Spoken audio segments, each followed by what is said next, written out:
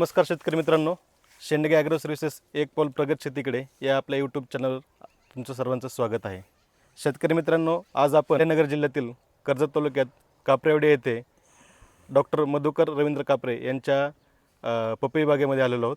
तर आज आपण पपई बागेबद्दल जे काही आपल्याला प्रश्न आहेत किंवा आपल्याला पपई बाग जर करायची असेल तर कशी तर आपण तयारी केली पाहिजे याबद्दल आपण त्यांच्याकडनं थोडे माहिती घेणार आहोत. नमस्ते मधुकर सर. नमस्ते. सर्वात प्रथम मला तुम्हाला असं विचारायचं आहे की पपई बागेकडे तुम्ही कशी काय निवडली तुम्ही? आमच्या गावामध्ये एक जितेंद्र बोंगाने सर आहेत. बरं. त्यांच्या 2 वर्ष त्यांनी चांगलं उत्पन्न घेतलं आणि त्यांना 1800 झाडं होती त्यांची. एक त्यांचं 12 लाखाच्या पुढे उत्पन्न झालं त्याचं. आणि सध्याच्या काळात नवीन नवीन वेगवेगळी पिकं बदलणं गरजेचं आहे. त्यासाठी आपण या नवीन पिकामध्ये म्हणजे आपलं पहिलंच वर्ष आहे या बागेचं, त्यात आपण नवीन टेक्निकनी करायला काहीतरी तंत्रज्ञान असावं ह्या दृष्टीने आपण यात उतरलोय. बरं. पहिलंच वर्ष म्हणजे त्यांचं म्हणणं त्या बरोबर आहे की काहीतरी नवीन केलं पाहिजे, की एकच गोष्ट करतोय आणि तेच कंटिन्यूपेक्षा मार्केट म्हणजे सगळ्या एरियामध्ये काही चाललेलं आहे आणि आपण काही केलं पाहिजे. बाकीच्यांपेक्षा वेगळी गोष्ट आपण जर शेतामध्ये केली, म्हणजे कुठली फळबाग असेल सर्वजण लावत आहेत म्हणून ती लावण्यापेक्षा एखादा प्लॉट वेगळा केला आणि त्याचा अनुभव जर घेतला तर नक्कीच त्यातनं यश मिळतं.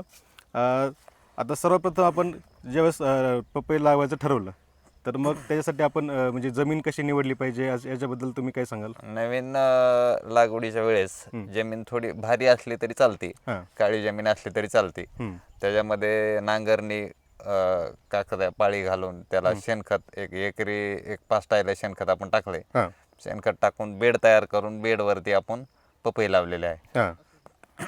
आता बेड आपण तयार करून बेडवर लावलेलं आहे. तर सर्वात म्हणजे महत्त्वाचं म्हणजे काय की आपण कुठले लावताना वाण कुठला किंवा कुठली व्हरायटी लावली, तर ही जी आपण व्हरायटी कुठली निवडली होती? आपण ही व्हरायटी 15 नंबर या वाणाची निवडलेली आहे. कुठं झाडं आपण म्हणजे रोपं कुठून घेतले होते? आपण खाजगी नर्सरीतून शिंदे बायोटेक नर्सरी म्हणून आहे, बरं, त्यांच्याकडून हे रोपं घेतलेले आहेत. किती रुपयाला भेटलं होतं आपल्याला रोप? काय आपल्याला रोप पोच 9 रुपयाने रोप भेटलं होतं जागेवर पोहोच. हा.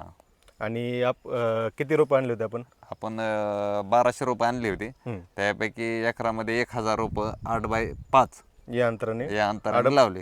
8x5 अंतराने 1000 रोपं बसलेले आहेत. म्हणजे 2 ओळीतलं अंतर 8 फूट आहे आणि 2 झाडातलं अंतर 5 फुटाचं आहे. आपण म्हणजे 15 नंबरची व्हरायटी सिलेक्ट केली. 2 ओळीतलं आपलं अंतर समजलेलं आहे. आता ज्यावेळेस सुरुवातीला लागवड केली त्याच्यानंतर आपण काय आंतरपीक काय घेतलं होतं का? नाही, आंतरपीक घेता येतं, पण आपण याच्यामध्ये झेंडू लावला होता. नेमॅटोड किंवा मर या रोगासाठी झेंडूचा फायदा होतो. त्यासाठी आपण याच्यामध्ये झेंडूची लागवड केली होती. त्याचं बी उत्पन्न आपण घेतलं. त्यानंतर तो झेंडू काढून ही पपई त्याला खत बेसल डोस करून पुन्हा रेग्युलर चालू केली असं. बरं. आता ज्यावेळेस बेड काढले होते त्यावेळेस आपण म्हणजे खतांचा कुठला डोस दिला होता का? बेसल डोस कुठला भरला होता का? हो, भरला होता ना. 10-26 भरला होता. एकरी 3-4 बॅग भरल्या होत्या त्यावेळेस आपण. बरं. पहिलं शेणखत टाकल्यामुळे जास्त काही डोस आपण वाढवला नाही.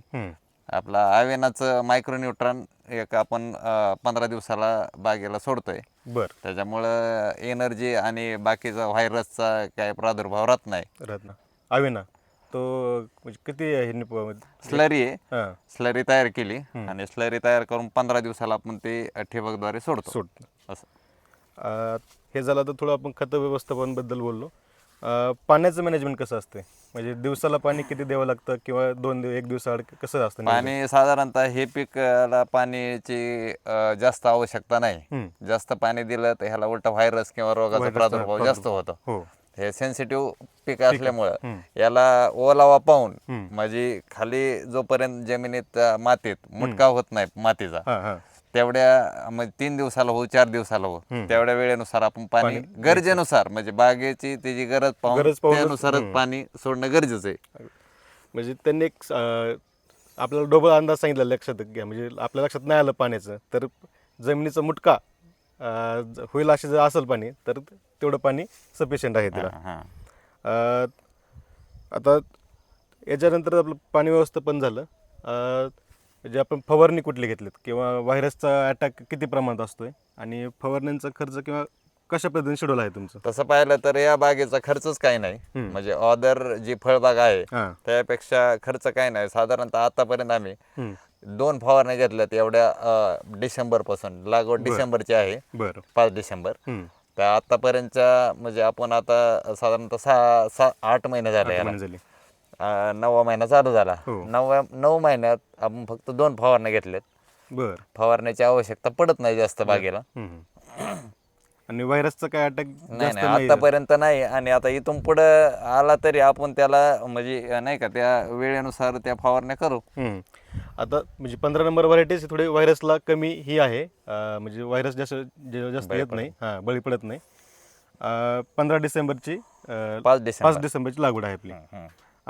सगळ्यात आता म्हणजे महत्त्वाचं की सेटिंग करण्यासाठी किंवा सेटिंग होईपर्यंत तुम्ही कशी काळजी घेतली म्हणजे पूर्ण प्लॉटची? सेटिंगपर्यंत त्याला पाण्याची कमतरता बसून दिली नाही. उन्हाळ्यात सेटिंग असते, त्याच्यामुळं त्याला वेळेनुसार पाणी देत राहिलो. आणि ड्रीपवारे कॅल्शियम नायट्रेट बोरॉन चिलिटेडमध्ये आणि 1261 13-045 अशी लिक्विड खतं आपण अंतराने 10 दिवसाच्या अंतराने गॅपने सोडली अशी. म्हणजे कुठं मर रोग वगैरे असं कुठं जाणवलं का? नाही काहीच नाही. मर रोग नाही किंवा असं नराचं प्रमाण बी याच्यामध्ये कमी राहिलेलं आहे आपल्या ह्याच्यात. थ्रिप्सचा वगैरे काय अटॅक कुठे? नाही थ्रिप्सचं बी नाही. आता तुम्हाला एकरी आपला आता 1 एकरचा आहे हा, तर आपण थोडं बाकीच्या गोष्टी बघितल्या पण थोडं खर्च पण बघितला पाहिजे किंवा खर्चाचं मॅनेजमेंट पण झालं पाहिजे.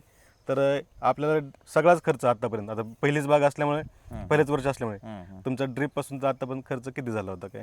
साधारणतः ड्रीप पासून आतापर्यंत आपला 50,000 पर्यंत खर्च झालाय. रोप आणि ठिबक आणि खतं. बरं.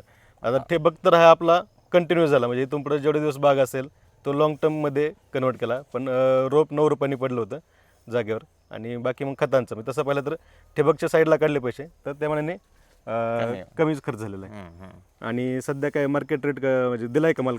काही माल दिलाय आता आपण चालू केलाय मार्केटला, पुन्हा मार्केटला 30 ते 40 रुपयाने आपल्याला ॲव्हरेज येते प्रति किलो. 30 ते 40 रुपये प्रति किलो म्हणजे हा पपईतला खूप मोठा चांगला भाव झाला एकदम. आणि तसं आता त्यांचा माल पाहता, पूर्ण बागेत सेटिंग पाहता, भरपूर प्रमाणात सेटिंग आहे आणि माल पण भरपूर आहे. तर बऱ्यापैकी म्हणजे चांगल्या ह्या एकरातनं म्हणजे एका एकराच्या बागेतनं भरपूर पैसे होणार आहेत.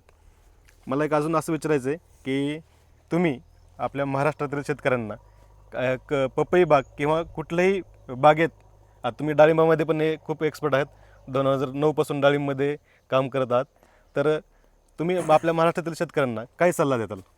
नाही, महाराष्ट्रातील शेतकऱ्याला एवढा सल्ला आहे की कुठल्याही एका फळबागेवर अवलंबून न राहता वेगवेगळ्या फळबागेचा अनुभव घेतला पाहिजे किंवा दुसरीकडे जाऊन पाहिलं पाहिजे. आपला भाग सोडून आपल्या भागात जे चाललंय तेच सगळ्यांनी करणं हे मला काही योग्य वाटत नाही. अगदी बरोबर. ज्या महाराष्ट्रात किंवा महाराष्ट्राच्या बाहेर ज्या वेगवेगळ्या बागा आहेत त्यातून कुठल्या ह्यातून जास्त उत्पन्न भेटतंय किंवा त्या बागा आपण आपल्याकडे आणून त्याची माहिती घेऊन त्या बागा केल्या पाहिजेत असं माझं म्हणणं आहे. सगळ्यांनी एकाच बागेवर जाणं योग्य नाही. बरोबर आहे. म्हणजे ते एकाला रेट भेटतो म्हणून ते करायचं आणि नंतर एकदाच माल भरपूर येणार आणि रेट पडणार.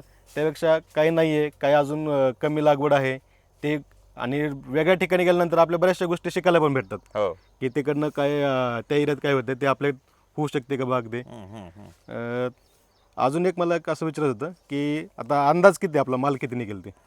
अंदाज आता आपलं पहिलं वर्ष असल्यामुळे याच्यातला आपल्याला एवढा अंदाज नाहीये, पण साधारणतः जे दुसरे शेतकरी आहेत ज्यांनी आतापर्यंत बागा घेतल्यात त्यांचं असं म्हणणं आहे की बाबा सुरूच्या तोड्याला तुमचे 2.5-3 लाखापर्यंत उत्पन्न होऊ शकते आणि इथून पुढे ते आपली बाग 8-9 महिने उत्पन्न देतच राहणार आहे, कारण वरती सेटिंग होतच चाललेलं आहे. म्हणजे खाली पूर्ण माल तयार आहे आणि वरती सेटिंग चालू झालेलं आहे, बाग अजून चालू आहे वरती. म्हणजे साधारणतः 8-9 महिने सेटिंग राहतं. साधारणतः एकरी 10 ते 12 लाख रुपये काही काहींनी उत्पन्न काढलेलं आहे. आता आपलं किती होतंय किंवा काय मार्केटिंगचं आपल्याला आता सांगू शकत नाही. पण म्हणजे माझा थोडा अंदाज मार्केटचा की आता ऑगस्ट महिना चालू आहे, सप्टेंबर ऑक्टोबर म्हणजे थंडी सुरू होणार आहे आणि हे आताचा जो स्टॉक आहे म्हणजे माल लागला सेटिंग आहे ते तर आता चालू आहे, पण जो नवीन लागणार आहे तो पूर्ण थंडीमध्ये येणार आहे आणि थंडीमध्ये पपईला खूप चांगल्या प्रमाणात भाव असतो. म्हणजे नक्कीच आत्ताचे पैसे त्यांचे 30-40 रुपयांनी चालू आहेत चांगल्या पद्धतीने आणि पुढचे पण त्याच्या जास्त पटीत जाऊ शकतात. तर नक्कीच या 1 एकराच्या बागेतनं चांगल्या पद्धतीने उत्पन्न होणार आहे. आणि खर्च पाहिला तर जास्त खर्च नाही आहे. त्याच्यामुळे खर्चिक बागा करण्यापेक्षा किंवा एखादी बाग आपल्याला बागेकडे वळायचं आहे, पारंपरिक शेतकरी जो आपले पारंपरिक पिकं घेतो आहे ते सोडून जर मला 1 एकर बाग करायची आहे आणि त्याचं जर नियोजन ते प्रॉपर पद्धतीने करणार असेल तर 50,000 अशी जास्त अमाऊंट नाही आहे. आपण 1 लाखापर्यंत जरी पकडलं किंवा जास्त खर्च पकडला किंवा काय शेवटपर्यंत. शेवटपर्यंत तरी तो म्हणजे एक ट्रायल चांगल्या पद्धतीने जर केला तर नक्कीच यातनं चांगल्या पद्धतीनं शेतकऱ्याला उत्पन्न निघू शकतं.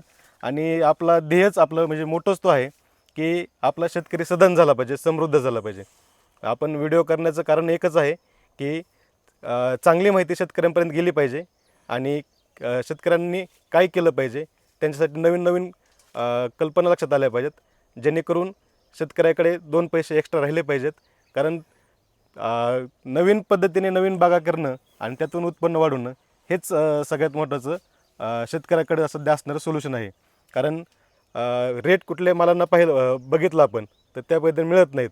मग ते काय आपला त्या सगळीकडची सिच्युएशन आहे, त्याला आपण काही सोल्युशन काढू शकत नाहीत. पण आपणच शेतकऱ्यालाच आपलं स्वतः सोल्युशन काढावं लागणार आहे की काहीतरी वेगळ्या पद्धतीने बाग घेऊन आपलं उत्पन्न वाढवणं. तर धन्यवाद. खूप चांगल्या पद्धतीने तुम्ही माहिती दिलेली आहे. तुमची माहिती नक्कीच आपल्या सर्व शेतकऱ्यांना फायदा करून देईल. भेटूयात पुन्हा. धन्यवाद.